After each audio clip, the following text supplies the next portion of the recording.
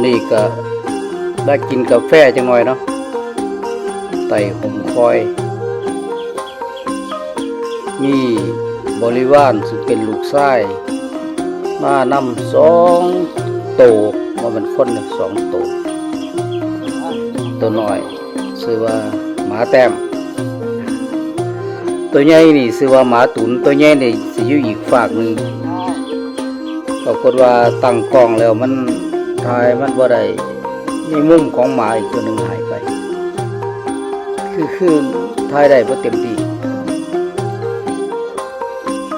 จะไปหาจานมาใส่กระโปรงก่อนนานหูเด่นบ่ลักกินกาแฟ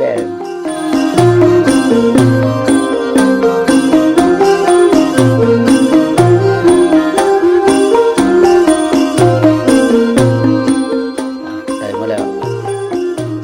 พร้อมเสิร์ฟ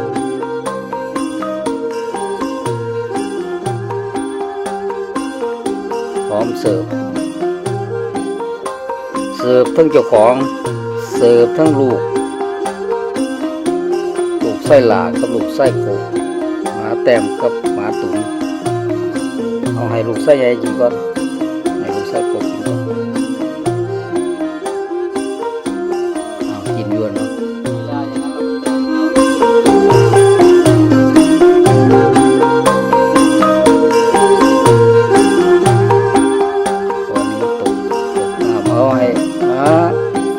แ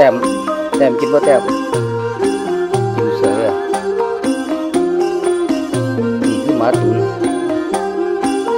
เห็นเต็มที่เลยสักนี้เพราะว่ามุมกล้องไว้ตั้งกล้องมันยับมันขยับให้เฮาบ่เป็นบ่คือคนไทยสดจากน้อยตัวบนกาแฟ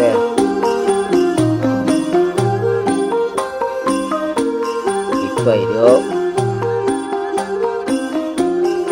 มาสิความทิ้งโอ้ใช้ได้รสชาติดีกับกระโปรงมาไง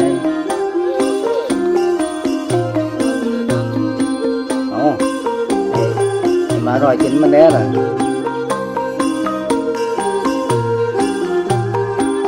เขาอยากไปด้วยน่ะ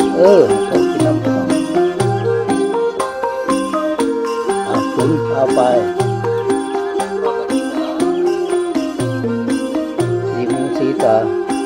แม่มันไปมันต่อมไป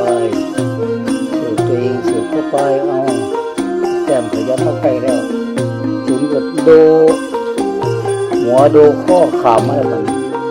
เอาเลยตุนเอาแต้มกินมันแต้มพ่อจะกินไปหมาแต่มันส้มหัว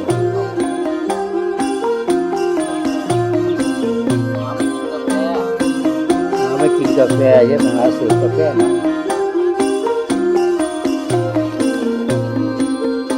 แก้มผมก็พยายามไม่ได้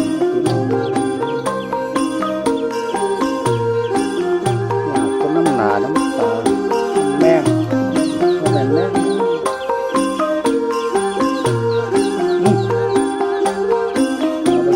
่เด้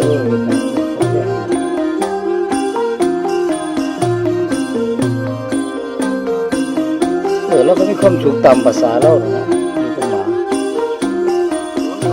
บ่เหงาผู้เดียวบ่มีหมูมีหมามาอยู่นำก็สิส่งเสียงเหงาอยู่เด้โอ้ตัวใดก็อีโมเป็นภาษากระโปรงเล่นใหญ่ๆนี่เฮ้ยยำ2 บาท 3 บาทกันเบิดเลยละ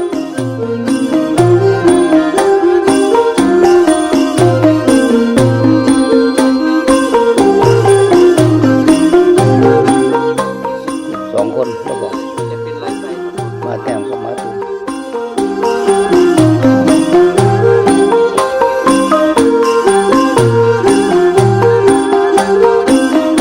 เ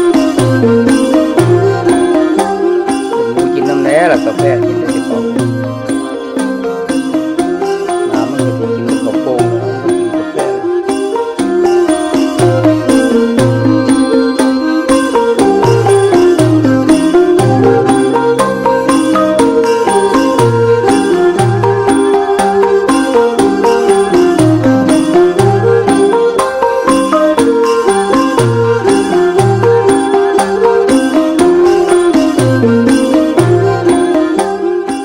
ใส่หลายผสมบ่ขอกินเลยต้นกลางก็ใส่ใส่ละโอ้หลากหลายผสมทุกอย่างเลยเป็นเรื่องธรรมดาของผู้สูงวัย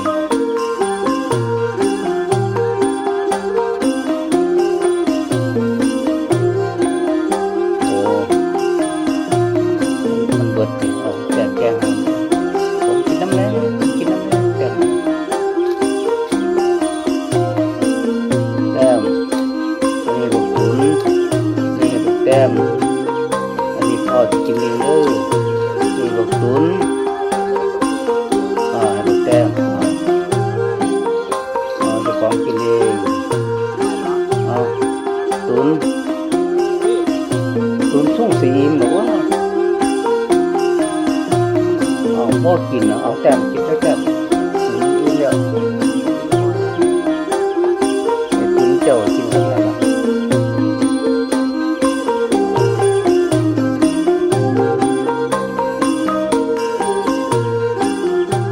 เราไปกินกาแฟกับหมูกับหมา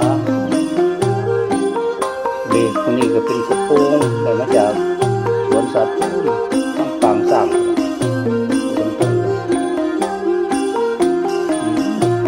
แต้มตุ๋นนี่ไม่ดีครับแต้มไม่กินครับก็เป็นเรื่องเล่าของชายชราคนหนึ่งครับที่ว่ากินกาแฟเศร้ากับหมา2 ตัวหมาลูกไส้หมาตุ๋นคือไอ้ไงหมาแต้มคือไอ้น้อยขอขอบคุณท่านที่รับชมจบคลิปนี้ไว้เพียงเท่านี้เนาะสวัสดีสบายดี